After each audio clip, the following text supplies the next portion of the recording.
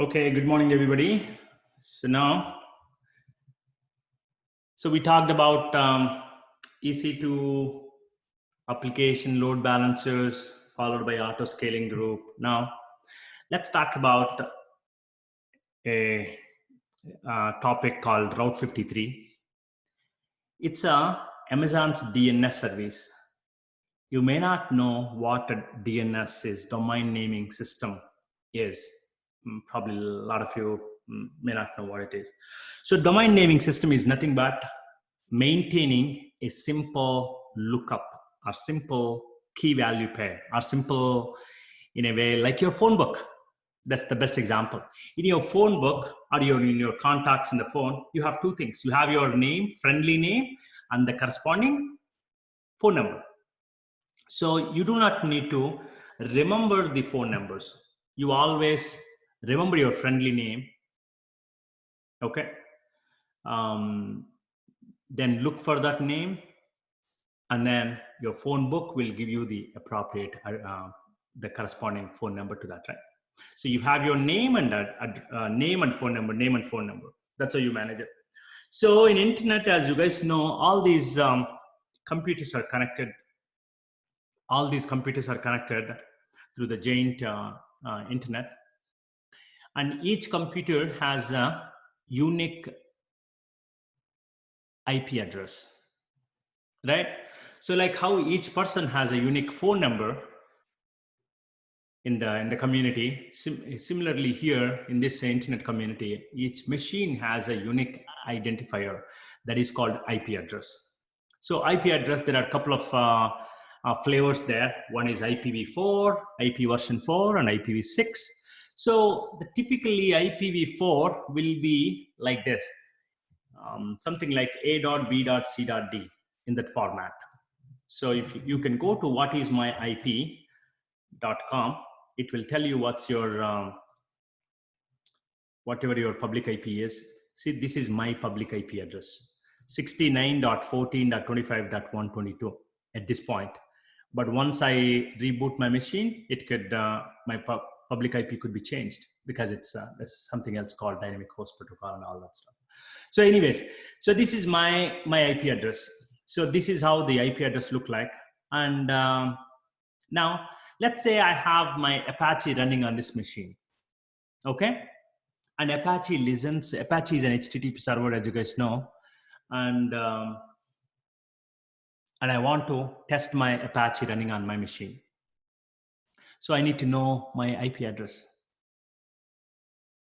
If you want to test something, you need to know that machine's IP address. So first, if you want to test a web server, first you need to go into that box. So you need to identify the unique machine in the internet world.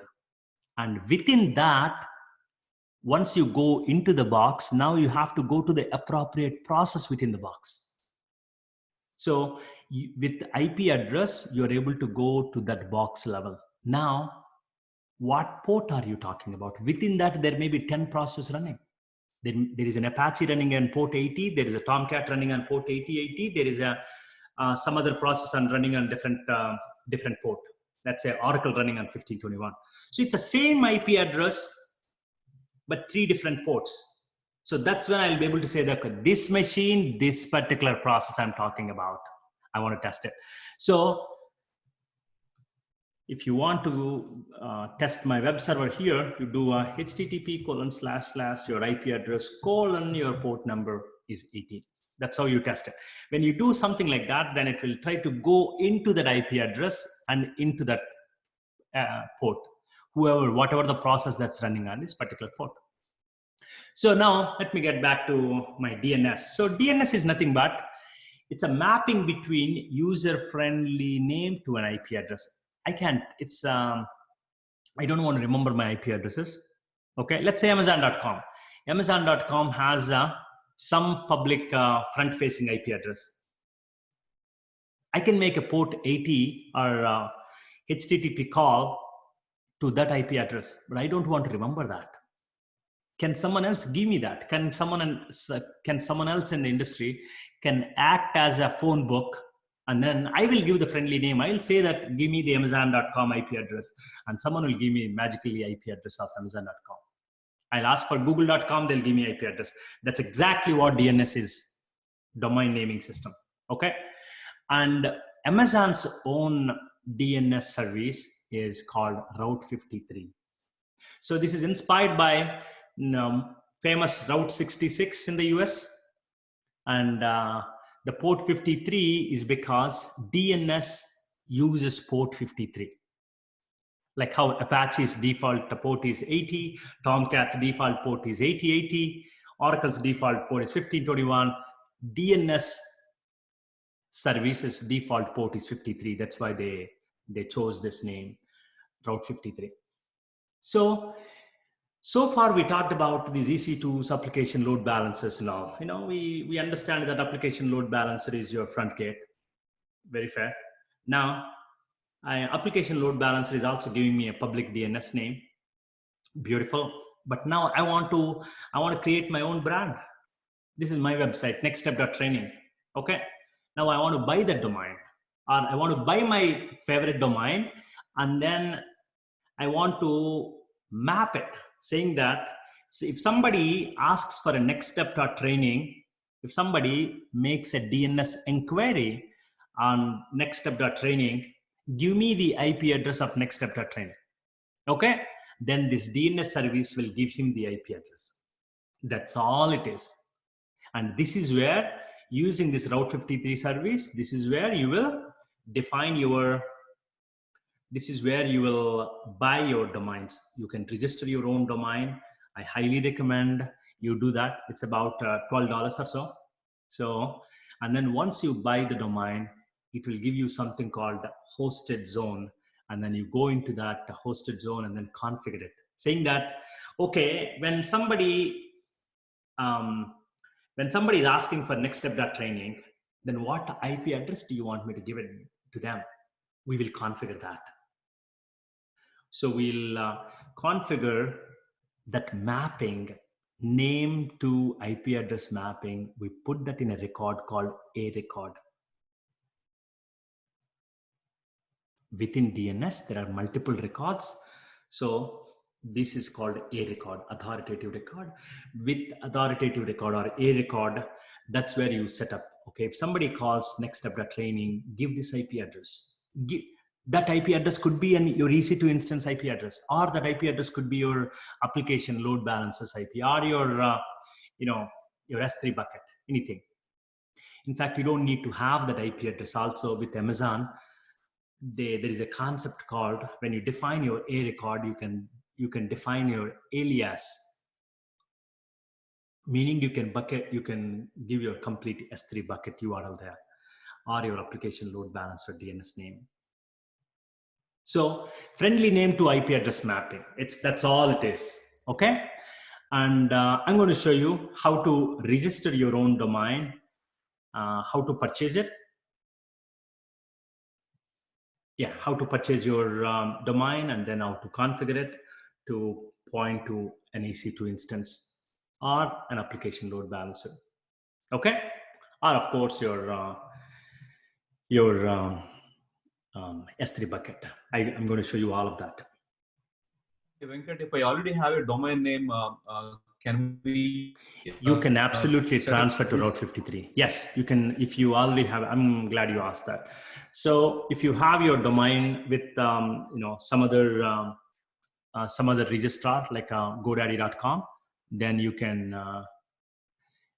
You don't need to bring that domain to Amazon.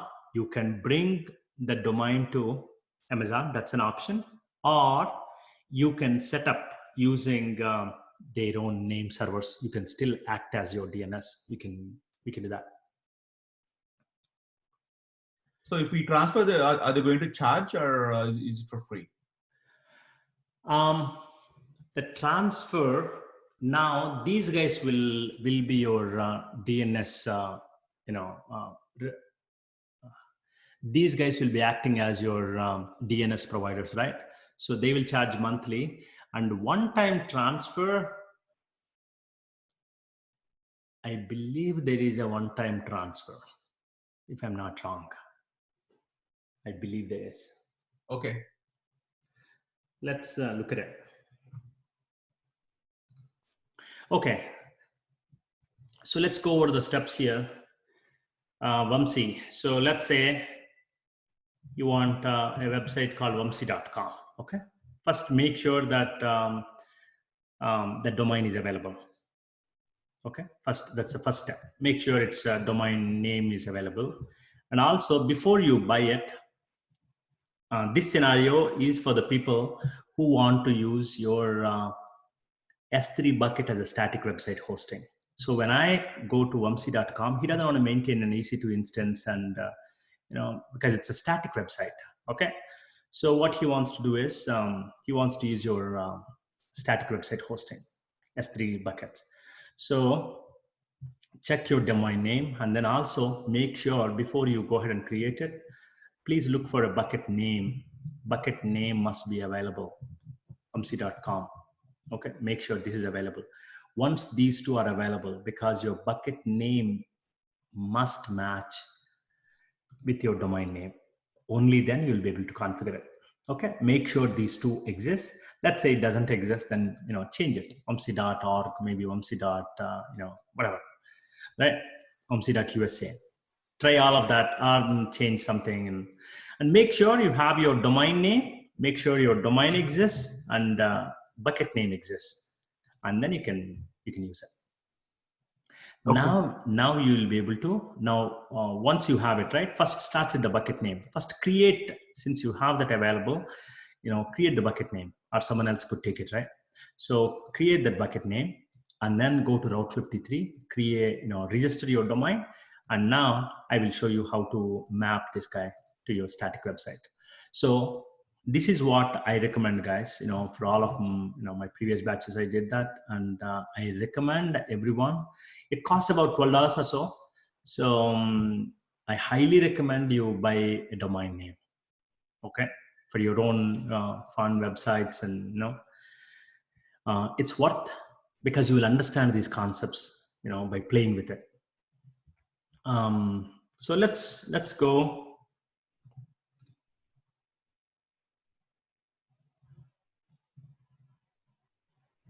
Let's go to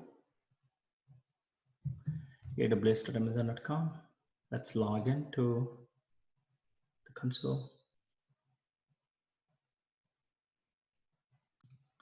Okay, so now I'm logged into AWS Management Console, and I went into services Route 53.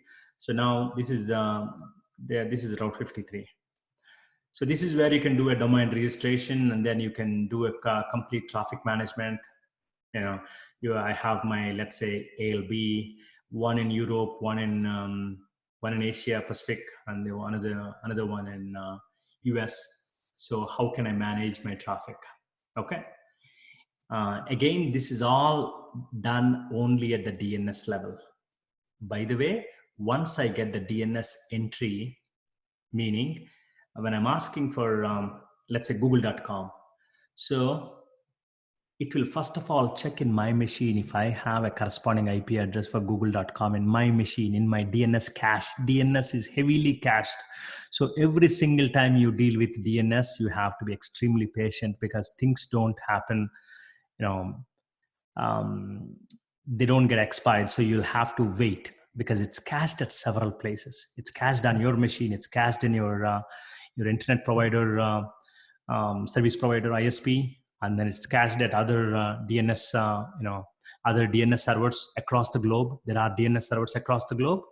So when you create a new entry, you have to give up to 24 hours to really propagate across all the DNS servers. Similarly, when you change it, you will have to be patient also.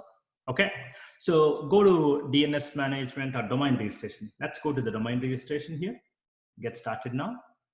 This is where, so if you go to the registered domain, or even you go to the dashboard here, DNS management is where you will have these hosted zones. You don't have any hosted zones, but if you have a registered domains, so let's go to registered domains, first registered domain, or you can transfer a domain.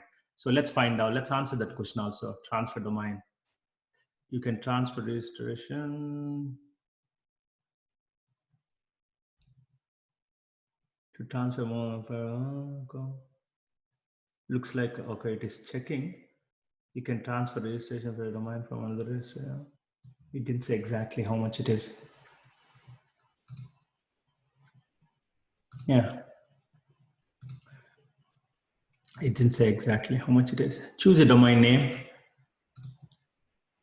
So I'm choosing nextsteptraining.com. Let's see if it's available. I think I took it.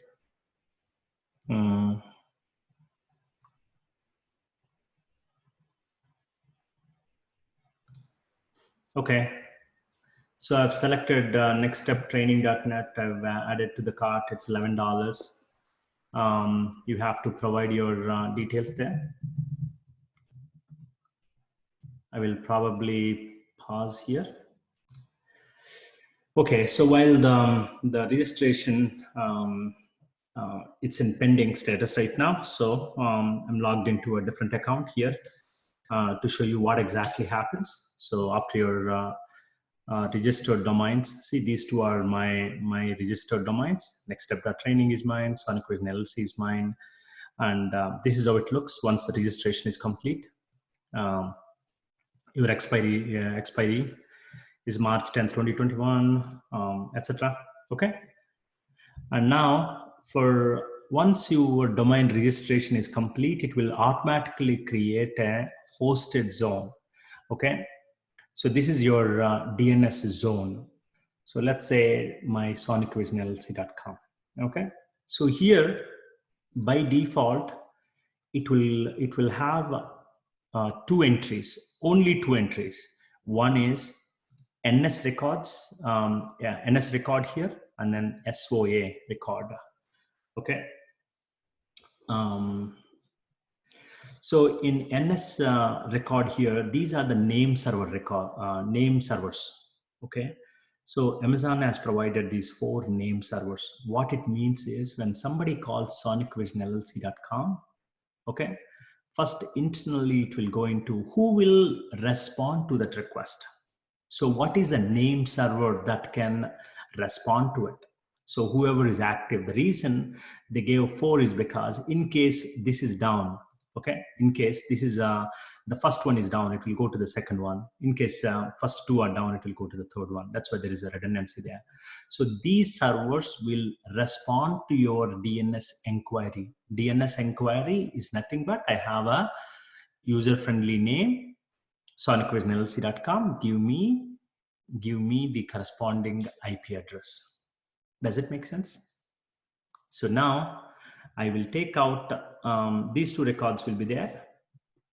This SOA record has contact information. You can provide any contact information or such. So it's a startup authority record. That's where you can put additional details of your, yourself. But it's not a big deal here. Okay, it's a name server is the one that who will respond to it, right? So internally, this guy will look for a record and respond back. So now you may be wondering what this MX record is. MX record is for mail exchange record. So this is where your email setup is. Once you have the website, you may want to have your email, right? So let's say you're using, you want to use Microsoft Outlook. Okay. Microsoft Outlook will provide their own mail server records. Just bring it here and add it, change them. My email setup for this company website is with Google. Okay, I'm using Google Business, Google Apps, I think that's what they call it. Okay, so they gave me these entries, and then I just came and added here. So Google will take care of my email. So this A record is where your corresponding IP address. This is your friendly name, and this is your IP address. This is how it's set up. So what I'll do is I'll go ahead and delete the record set here. A record deleted, another A record deleted here. And I only keep my NS and SOA record. I'll keep my MX records here. So my mail server records, I will not mess with it for now. So, okay. If it's a brand new one, then I would have messed it. This one, it's still in pending. Okay, so now let's try going into this website here, sonicvisionllc.com, right? So let's try going into this one and then see what happens now. Yep, the site can be reached. So, and what you can do is there is a DNS propagation. What's my DNS? DNS map, NX toolbars, DNS checker, DNS check propagation tool. So here, go to this website here, any of the DNS propagation, dnschecker.org, for example, sonicvisionllc.com, and do a search. See here, the DNS record it's all of that is gone. See the cross mark, meaning it's a DNS record does not exist. So for this particular website, there is no A record exists. So what we will do is Sonic Vision LLC, right? Let's go to EC2. Oh, looks like I'm running this EC2 instance, huh?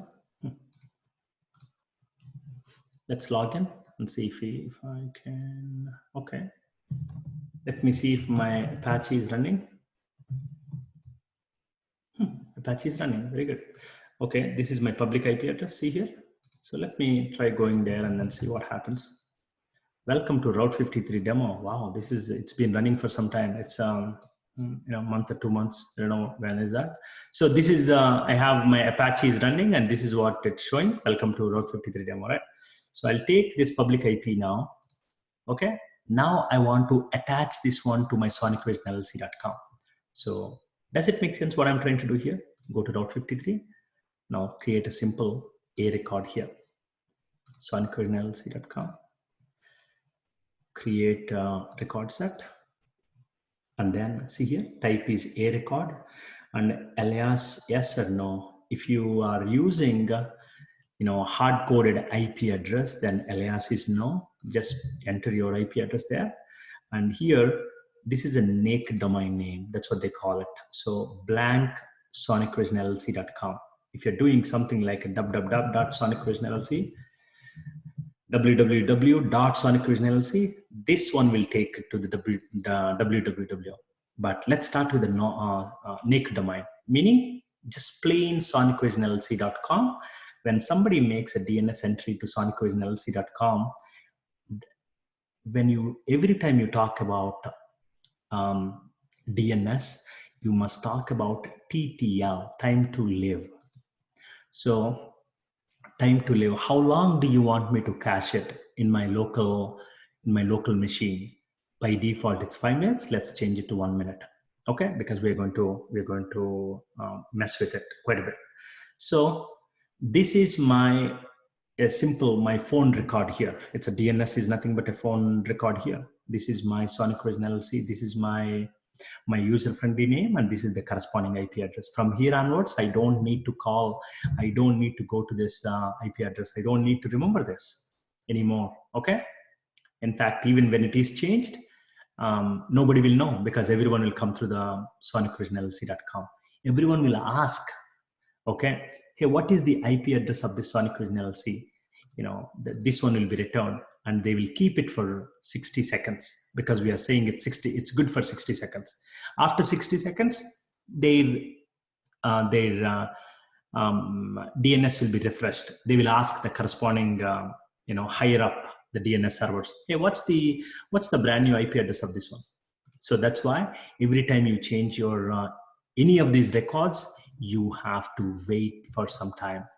You have to wait for all the DNS servers get propagated properly. Okay, so click on this create record. Now I created an A record here. See this one, sonicvisionllc.com is mapped to this IP address. Now let's try going into the DNS check.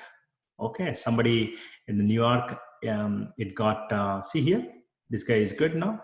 That's okay, 2 more guys are good. Mountain View, California, Dothan, United States is good.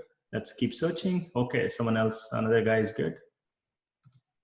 DNS propagation happens. Okay, someone else, Madrid, Spain is also able to do it. And Seoul, South Korea is able to do it. So, but it takes up to when you deal with any of the DNS, they typically say that do not contact me until you wait for 24 hours. So it takes a long time generally. So now let's try going into, I don't know where our DNS, where it is going, which DNS server it is looking up, but let's give it a try. Okay, looks like it's already refreshed. You can try going there, to your website, sonicvisionllc.com. All of you go, you are from Canada, United States, all over. Please try this website right now and then see if you can see this one.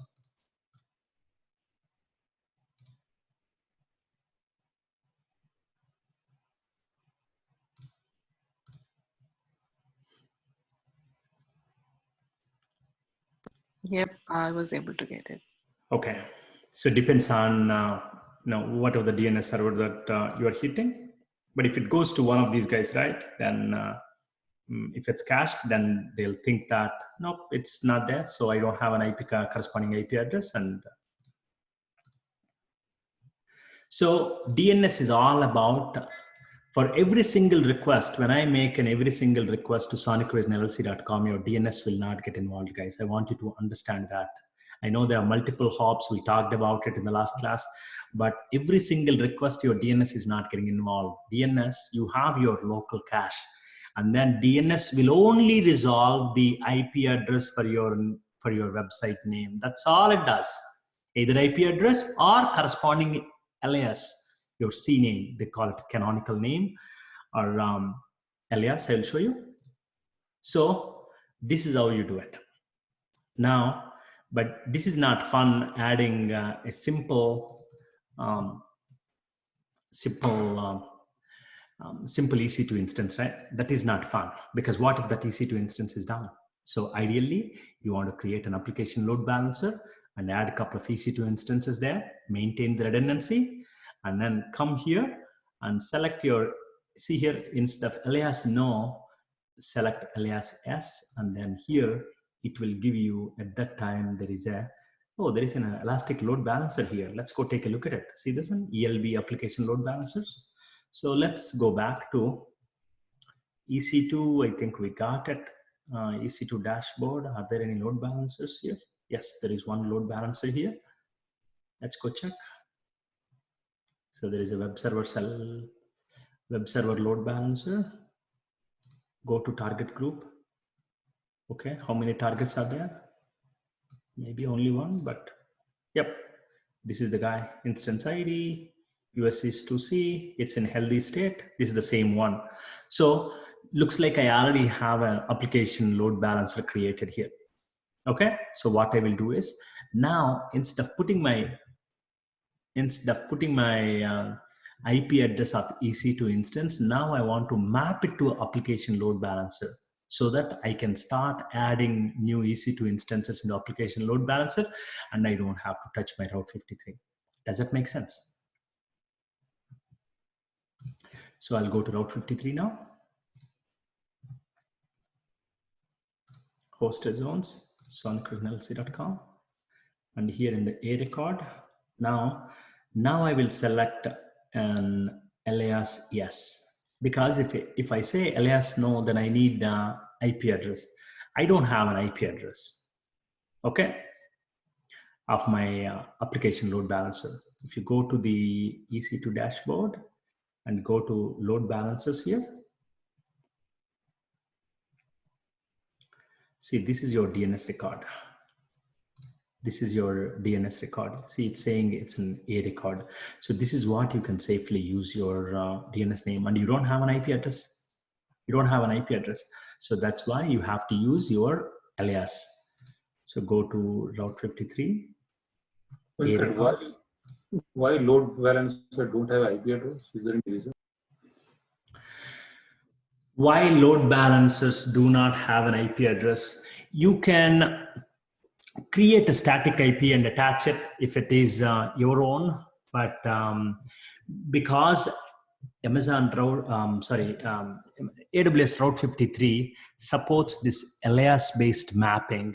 Okay, if you use an alias-based mapping, then you do not need to utilize your static IPs. Rather, you can simply see here, once an alias yes, then you can simply select your, this is your load balancer DNS name. See here, this is your load balancer DNS name.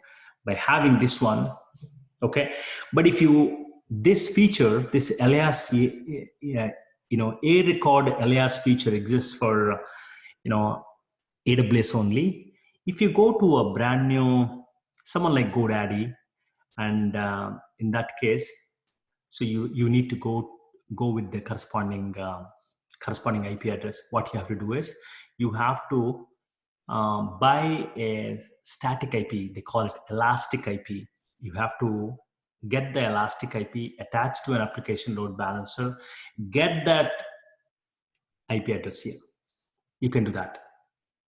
Okay, but by default, no, it does not give. It only gives the DNS name. So, but not only for application load balancers, though, for all of your S3 buckets, everything goes by alias, so that you don't have to rely on a single IP. You're, you're talking about the DNS name, right? So always go with the alias yes here, and now save record set. Once I see this one now, it is an alias now. See, it is saying, so when somebody calls sonicvision.llc.com, if somebody makes a DNS inquiry, they will get this. This is the value they get. Hey, this is an alias to this one. Now make a call to this one. So let's see if any DNS propagation. Did you guys see that? Did you guys see it's changed? And it internally gave that.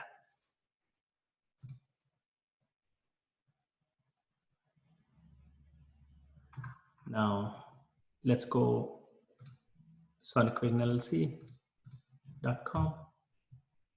Okay. Yep, now it came back. So every DNS entry takes time to refresh it. So please be patient with them all the time. So you got it. Now this is your single IP address application load balancer we set up. Now you can go auto scaling group and all of that. So you know what to do that. Okay, you got your website up and running now with a solid, resilient application load balancer. Now what we'll do is, how can I do my S3 bucket? My S3 bucket, if you go to S3, so luckily I found the same S3 bucket. See this one, sonicvisionllc.com, and this is my domain. It is defined as static website hosting, and this is my website. Your bucket name .s3 website your region .amazonaws.com. You know that. Okay, this is how the S3 static website hosting works. Now what we will do is, let's go to Route 53. And now what I want to do is, I want to configure my,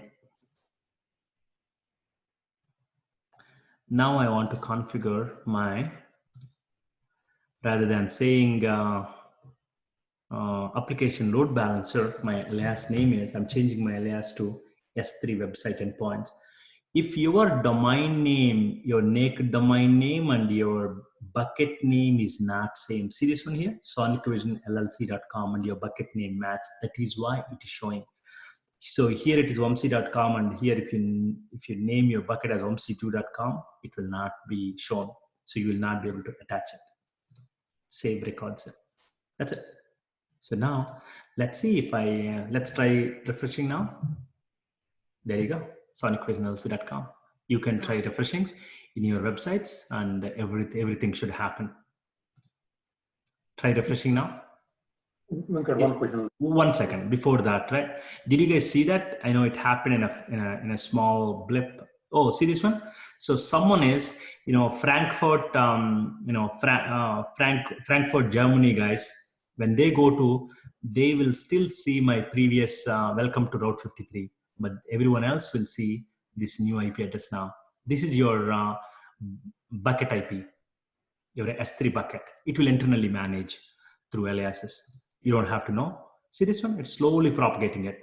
But these people, see, these people will still see the old one because their DNS is not refreshed yet. So, part of the world is seeing the old one, and all these guys, they get errors. All the other guys, it takes up to 24 hours to really propagate. Okay. Go ahead, sir. Now, go ahead, ask. Yeah. So the question is like you update the A record, you replace the load balancer URL with S3 bucket URL. So can we assign this S3 bucket URL to load balancer so that no need to change the A record?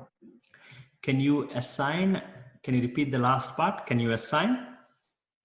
Can you add this S3 bucket URL to load balancer so that no need to update the A record? Oh, why do you want to do that? No, just checking. In fact, no. Yeah, the reason is S3.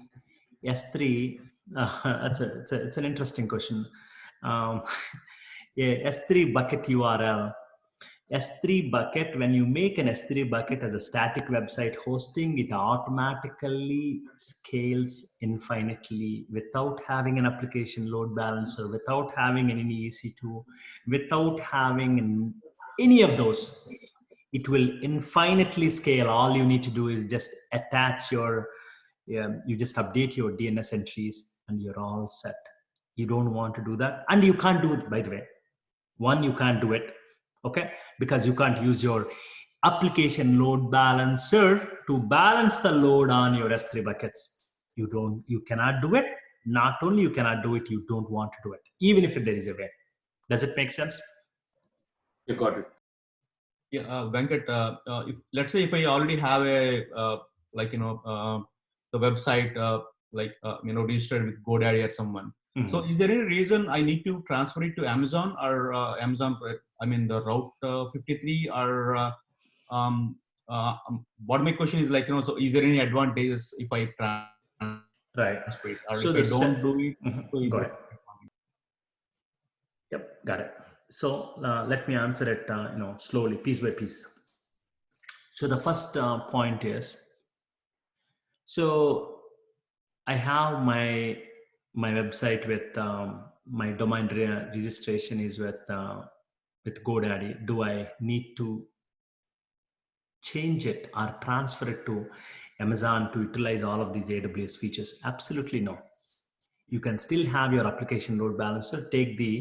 What you do is you take your elastic IP, meaning your static IP, okay, attached to your application load balancer, okay, meaning you have your public IP. Now take that public IP, update your DNS record in your GoDaddy, and you're all set. So do I need to do that? Absolutely not. Now, the second part of the question is, that's part of the question. Now, the second part of the question is, do I want to do that?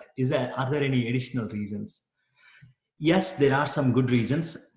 Amazon Route 53 is much more resilient than a lot of other DNS services out there. Of course, there are better DNS services also, but I will show you what I mean by that. Why do I want to do that? Okay, let me answer it in a lengthy way. So here, when I selected my A record here, if you come down here, there is something called a routing policy. Okay, so I have that's my next topic anyway. So it's a natural progression to my next topic. So there is something called, when you define your A records in Route 53, so there is something called routing policy. How do you want me to route? You can define your policies. So the first simplest one is called a simple routing policy here. There are multiple options here. See here, simple, weighted, latency, failover, geolocation, and multi-value answer. So you can specify the simple routing policy. With the simple routing policy, if you define your simple routing policy, you can only have one record. For your naked domain, meaning your sonicvisionllc.com, you can only have one A record. You cannot have multiple. You can have an additional one for www. www.SonicVision LLC, you can have an additional A record, but the same SonicVision LLC, you cannot have an additional A record. If the routing policy is simple, you cannot have it. Okay, but let's say I want to enter multiple IP addresses. Okay, I want to enter multiple IP address. One is in Ohio region. I have my IP address for my Ohio region Elastic Ohio region's application load balancer and Frankfurt region's application load balancer. I have two IP addresses. How can I give in a simple routing policy? Well, you can say LAS says no, and then you can enter here multiple values.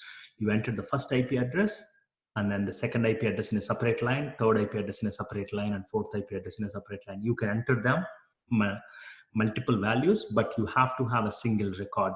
What it does is they randomly picks one of the values and gives it. When somebody makes a DNS inquiry, hey, can you give me the IP address for this sonicvisionllc.com? It will pick one of them randomly and give it to him. That is simple routing policy. Okay. And you cannot configure your health checks. See, you can do a health checks here also. You cannot do a health checks if it's a simple routing policy. You can do a health checks in Route 53 also, but with the simple one, you cannot do that. Okay, this is about the simple routing policy. It's a as name says, it's very, very, very simple. It's a randomly picks. So the next one is weighted routing policy. With weighted routing policy, what happens is it will split the traffic between multiple entries. With the weighted routing policy, let's say I have one ALB in Ohio, one more ALB in Oregon. I have two ALBs, right? So with the weighted routing policy, what I can do is, hey, send 20% of the traffic to Ohio and send 80% of the traffic to Oregon. That is when you can go for weighted routing policy. So you can specify your weight here. So when I select a record, and then let's say,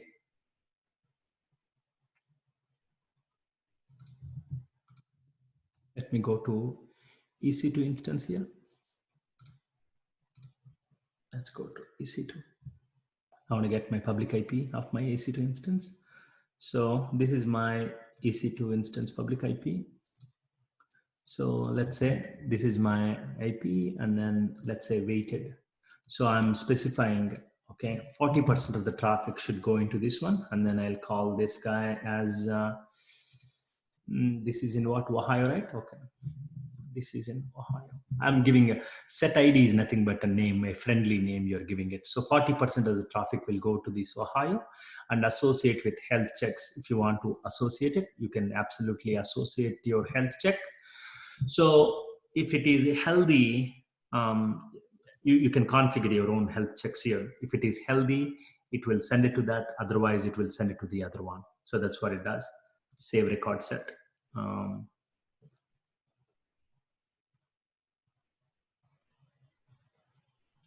Let me do record. Let me delete record set. I have MXNS create record set. A record. Alias no IP address. Weighted routing. Weighted is 40%, and then this is Ohio. Okay, so if you go over this one, see here, 40% weighting is here. So now you need to define a second A record for the same. So you can have a second A record, and now second A record I can go to, let's say this is in Ohio, right? Let's say Oregon. I have to launch an instance and get it.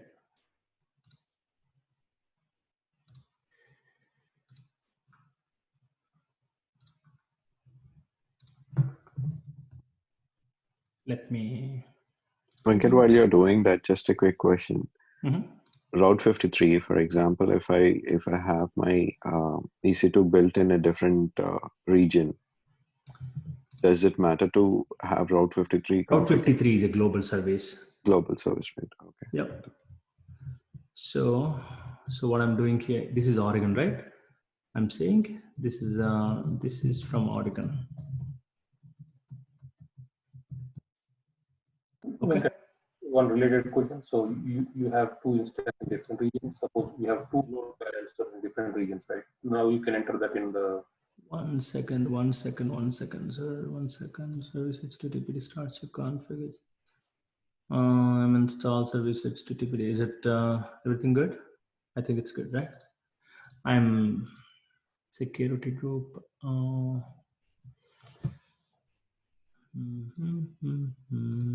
Create a new security group. DMZ.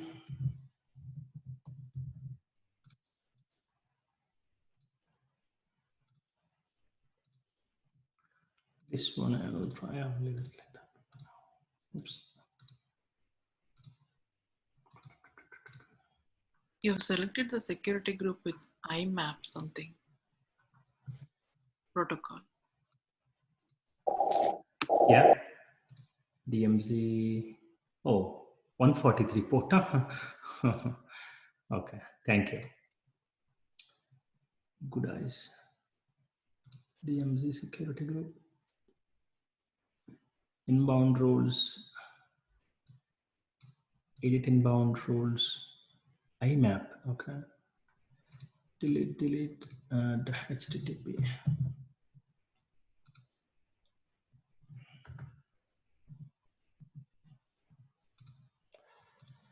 Anywhere. Save rules. Wonderful. Let's go back to EC2 dashboard and see if this guy is running. Let's make sure this guy is healthy first of all.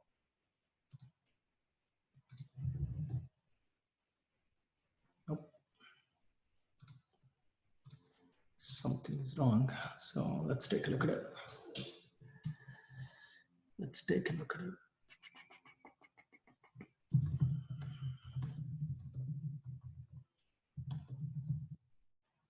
Okay.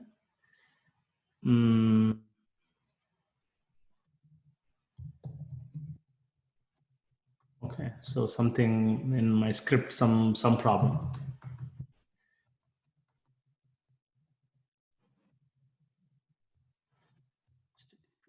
Come on.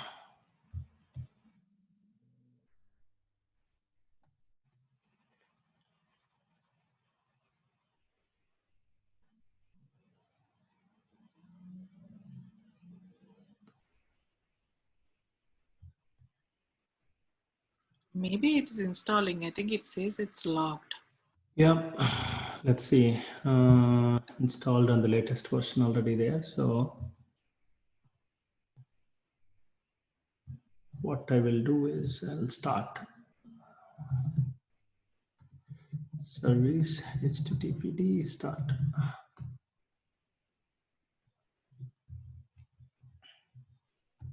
Okay. So what I will do is HTML. This is from Oregon. Okay. So let's go there. Very good. Okay. So I'll pick up this IP address and then go into this one and then say, this is, oops, let me make sure we have this. See here, TTL, please make sure you have that 1 minute so that you know, you're not spending minutes and minutes and minutes. It's crazy with these ones. So this is my value. Oops. This is my second guy, and weighted routing policy. Weighted is 60%, and this is Oregon. Okay, see this one? I have two A records with, it goes to two different IP addresses. This guy will say what? What does this guy say? Is it welcome to Route 53 demo? This is Ohio, and this is Oregon. Okay, that's the difference. Okay, so we put in such a way that 40% will go here and 60% will go here.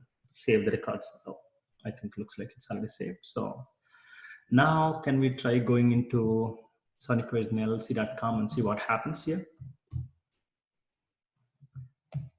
I just refreshed, hard refresh. This is from Oregon is what I'm getting. Can you guys check what you're getting? Everybody, can you try? Yeah, initially I got the first one, the S3 bucket page. Now after refreshing again, I got from Oregon. You got Oregon, and who Even got? I got Oregon. You got Oregon. Okay. So who got Route 53 demo? I got it Route 53. Very good. Okay. So I got Route 53 too. Very good. Okay. So did you see that? So some people are getting it depends on the weight. So 40% of the weightage goes here, 60% of weightage go here. This is a weighted routing policy. Okay. So I mean, if we give the same IP address multiple times, does it allow? Same IP address. I mean, we can have multiple A records, right? What if I give the same A record again? Yeah, I think it will allow, but it's just it does the same thing, right? It's essentially having a simple routing policy, right? But no, one IP address. It's the same IP address, but one I gave routing policy as simple, and the other one I gave routing policy as weighted. Which one? I mean, you said like both will be saved. So which one will get? No, saved? you will not have either. You will have your routing policy. If it is a simple routing policy or simple for a record, right? You can't have a mix and match. So either you are going with the simple route or weighted route, right? If I understand your question right. Yeah, I mean, when I'm creating it the right way, I can do, but I'm just asking if in case I have created a record with simple routing and I use the same IP and tried a different routing policy for the same IP. So how does the system behave? Let's see. So what you're saying is this is weighted. Hey, I got the error. Type A cannot be created as other RR sets exist with the same name and type. So it doesn't let me even create it. Okay, that's good. All right, thanks. Yep. So this is a weighted route. Yeah. My earlier question, so we added this IP address in the A record. So if you want to give the load balancer there actually. So the load balancer is. You have two load balancers now. Like suppose you have Ohio and you have Northern Virginia. You have two load balancers in different regions. Right. Yep. So with the load balancers, so what you can do is we can check that. So this is Ohio, right? So let me refresh it first of all. Okay. So both of them weighted routing policy. Let's go here. Now select alias here. And then this is, now this one is going to my Ohio load balancer. And now the next one, select alias here. You can pick up, if you have other load balancers, if you have a load balancer in Oregon, it will show up here and pick that up. Does it make sense?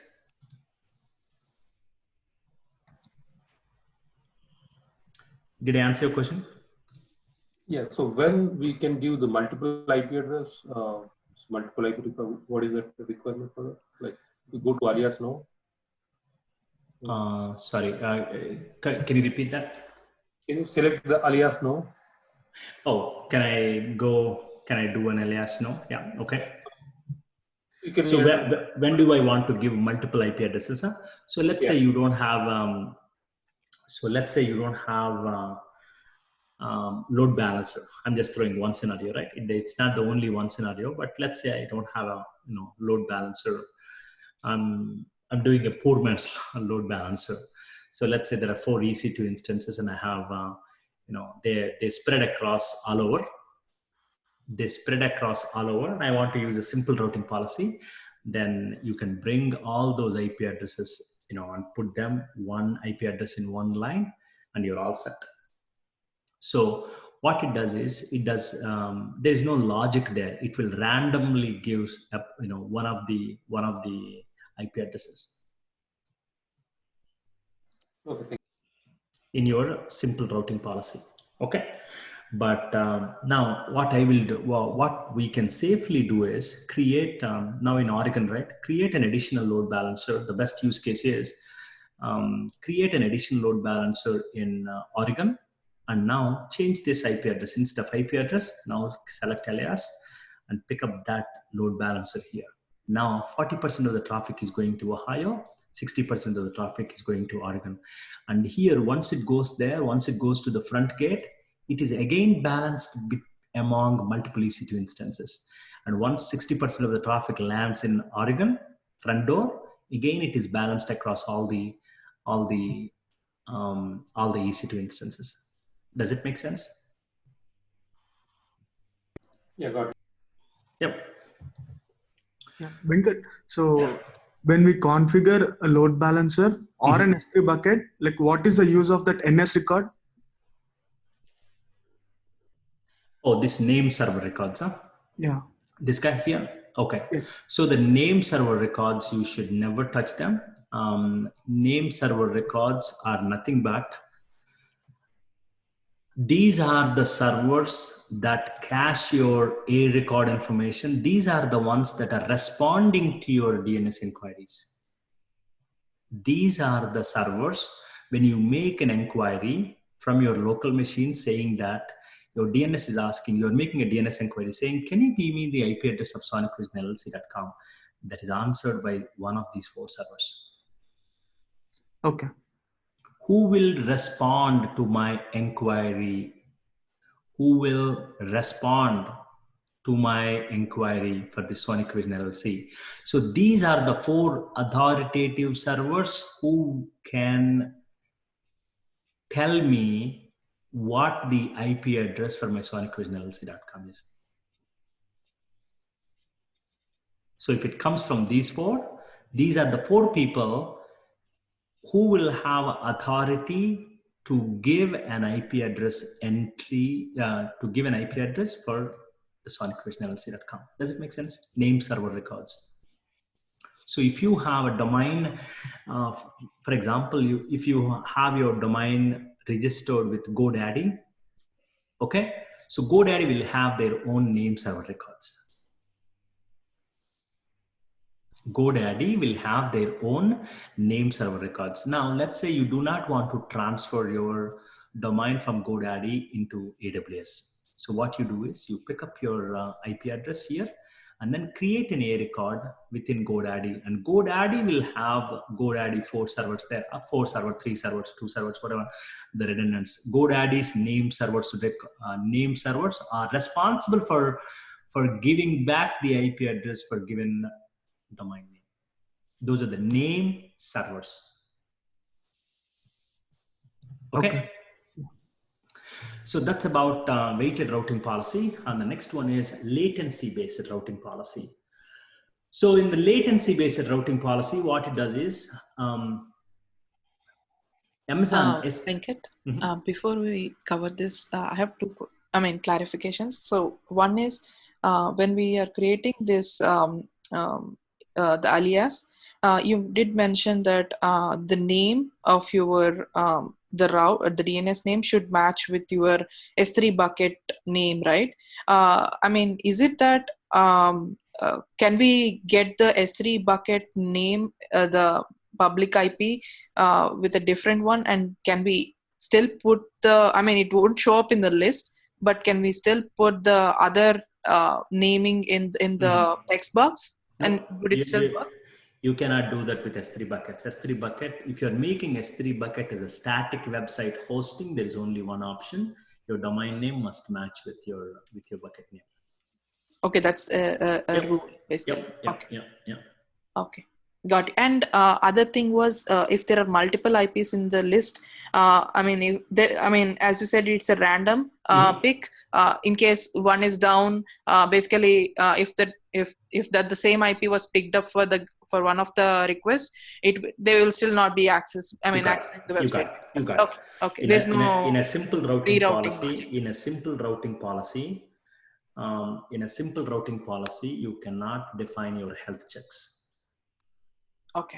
Okay. So unfortunately, it will give random IP even if it's down. So if it is down, then part of the people will get service not found, and other people will get happy service. Okay, got it. Thanks. Yeah. Yep. So this latency-based routing policy. With latency-based routing policy, is that you define your ALBs with various regions. What happens is, based on the DNS request origin. Somebody made a DNS request from Troy, Michigan. Then it will find out, okay, I have these many are set up, these many destinations that have been set up in my latency-based routing policy. So this guy is asking for an IP address for sonicvisionllc.com. So who will be the quickest guy? Who can be the quickest guy to serve his request? Is it going to be Ohio guy? Is it going to be Oregon guy? Is it going to be, depends on the network latency at the time. It will give the appropriate one.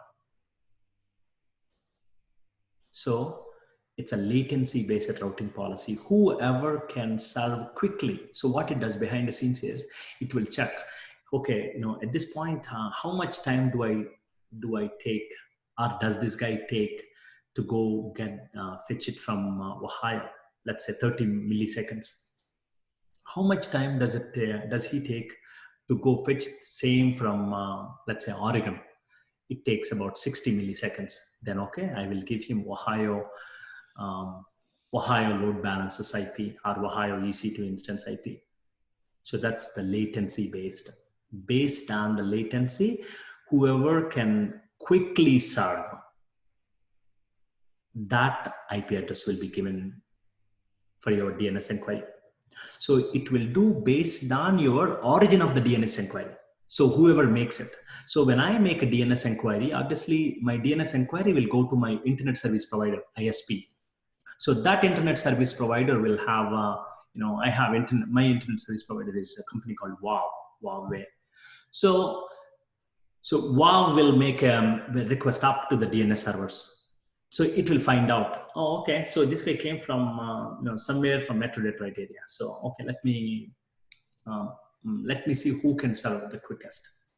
Okay, so again, you will have multiple records here, multiple A records here. You can select your latency-based routing policy here, and you can definitely take this as a homework.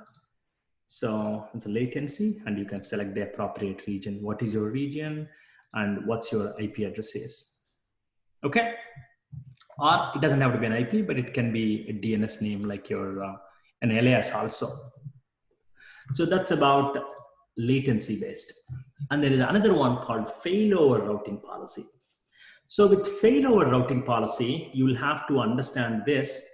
There is in the architecture world, there is an architecture pattern called active passive environment, meaning there is only one environment that is active. Let's say I have my primary site in Ohio and my standby site is in California. My primary site is in Ohio. The standby site is in California. So these two are not active, meaning both of them will not serve at the same time. Only my active guy will take the request. But in case active guy is down for any reason, you can define the health checks. If active guy is down, then you will set up your, then it will start routing the traffic to the passive or inactive area. So you will define two environments there. One is active. Let's say your load balancer. So you will define an active load balancer in Ohio, let's say, and another load balancer in California. then you will define that my Ohio one is active, the other one is standby, active standby architecture or active passive architecture. So only when active is down, it will be going to passive. Both of them will not be active. That is called fail over. When something fails, it will fail over to the standby. That's about the failover routing policy. And the other one is geolocation-based routing policy. This is purely based on the request that came from, DNS query origin again. So this guy made a DNS inquiry from Frankfurt, Germany. Okay. So then in geolocation policy, you can specify your continents, countries, you specify the geolocation. So you can specify, let's say, Germany. So for Germany people, send it to this load balancer. And for geolocation, and for United States, send it to define one more A record here and another load balancer, send it to those guys. And continents, for Australia people, send it to somewhere else. So that's about the geolocation. And these can be different applications. Maybe you have a different skin for your European Union people compared to, Americas, because maybe your date formats, maybe your, dollar versus euros, maybe your, the complete language itself, English to Spanish. You can absolutely do that. You can go for geolocation. Make sense? Venkat, I mean, I don't know if this is appropriate, but just wanted to ask, you did mention that someone makes a decision, right, based on these routing policies to route it to a different IP or basically different URL. Ideally, who will be the person that looks at these routing policies and takes the decision? Like, is it the namespace servers or your Route 53 service? Route 53 service itself does that. Okay. So your Route 53 service is an engine, right? So that engine, based on all the policies defined and based on the origin's location. Okay. So I got a DNS inquiry. So someone is asking an IP address for sonicvision.lc.com. Okay, where did it come from? It came from Rome, Italy. Oh, okay. So let me find out. So what kind of setup do I have? Do I have a geolocation based? Okay, Rome, Italy. Do I have a corresponding one? Yes, I have an European Union one. So for the entire Europe, I'll give that IP address so that he will go. His request will go to that application. Okay, so Route 53 service is gonna direct them. Okay. Exactly. Thank you. Yep. And there is another one called geoproximity. Geoproximity is a little complicated. I would say, stay away from it. It's not required for your exam or for your simple use cases. So please don't break your head with this. Geoproximity is essentially based on two parameters. One is geolocation of users and geolocation of the resources also, where the resources that he's asking for exist. Okay. And you can really define the complete traffic flow. You can define your algorithm. How can it go? Using your, there's something called traffic policies. So here you can define the traffic policies. You can define your traffic policy. And then see here, you can connect to an IP address in IPv4 format. Okay, connect to one of the rules, let's say weighted rule, and within that you can define this much weight and define your health checks. And this is it is now within this 40% connect to within this 40% again connect to failover. Okay, active standby here, primary, secondary here, active standby. And then within 60%, now I can have a complicated, let's say, latency role. Did you see that? So you are pretty much writing the code here. You're defining your complete algorithm in using the traffic policy. This is really really complicated. It's pretty complicated stuff. So don't worry about it. See, it's looking like that, and you can go any level. So that's your geo proximity. You can define this is only for the traffic flows, and you can define your traffic flow exactly how should it go. Okay, but for all practical purposes and for your exam, you do not need it. And in fact, within this, you can even specify your bias and meaning special rules. You can specify it, but don't break your head with this one. There is another simple routing policy called multi-value routing policy. So it is exactly like a simple, but it's a multi-valued. So in simple, you can have one A record. Within that, you can have multiple rows. That's what I said about simple, right? Now, with a multi-valued routing policy, what you can have is, let's say rather than having a one A record with the 4 lines with 4 IP addresses, here you can have 4 A records. You have multi-values. And the good thing here is that you can configure your health checks. With if you do a multi-value, it's exactly like simple, but it's multiple A, you can have multiple A records, and you can define your health checks. So you can check which instance is healthy, and if it is healthy, it will, it will send the request. Otherwise, it will pick something else. So here it's a multi-value answer. Okay, so you can define your let's say value one IP address here. Okay, and then you can define an additional one. And the good thing is evaluate target health. Yes, you can define your own target health. Okay. It's that simple. It's an additional, another simple routing policy, but it's a multi-value. That's all. So using all of these routing policies, you will be able to evaluate appropriately. And the combination of routing policies and health checks, your Route 53 service will determine which IP address it needs to give it to the caller for a DNS inquiry.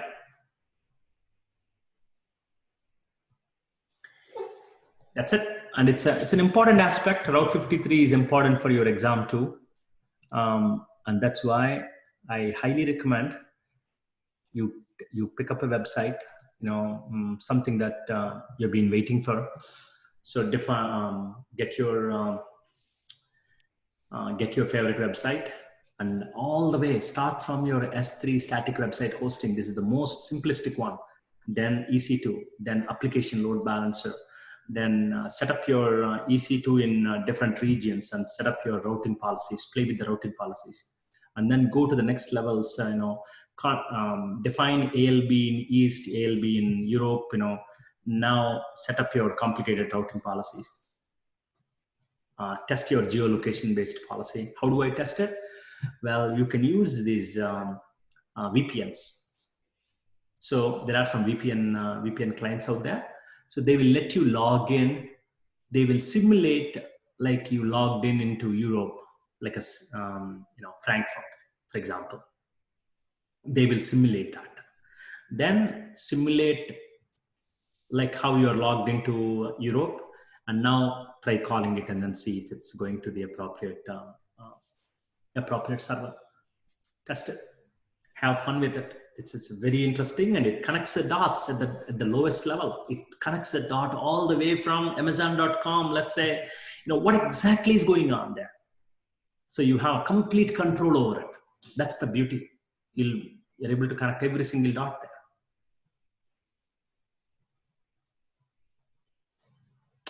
Any questions?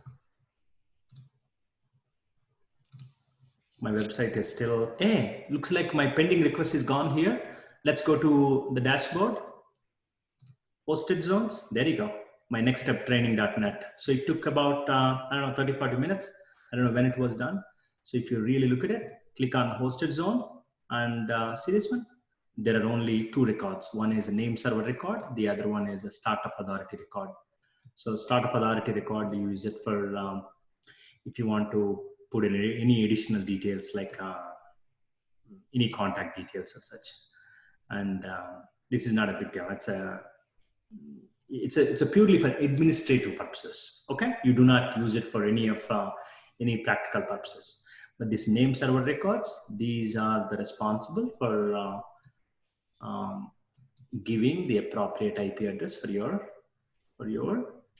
domain name. So create record set. So by default, this is your Apex record, or they call it a NAIC domain name, because you don't have anything. It's NAIC here. So this is your NAIC domain name, and you provide your IP address here. Do we have an IP here? Okay. Okay, this is an IP address. I don't know where on my routing policy define it. And let's take a look at this guy first. Where is it going? I don't know what's this IP is. Welcome to Route 53 demo. Sure. Now let's go to nextsteptraining.net. This is our brand new website. We just bought it minutes ago. You can test it from your places. This is your brand new website that we just bought it 1 hour ago. So that's it. That's your A record, and you can configure it an alias to an S3 bucket or ALB, all of that. And this is your NAIC domain, right? Now you can define your other domains like www.nextstep.training.com, training.net. You can do an alias. You can do all these things. Okay. Or you can do a CNAME here, meaning when somebody goes to www.nextstep.training.net, I want to take him to nextstep.training.net itself. You can do that. So this is a www.nextstep.training.net, and you can do a DNS propagation. See that it redirected me to the other website. So you can do a DNS propagation checker, and you can check, because it's a brand new website. This is a brand new website. We just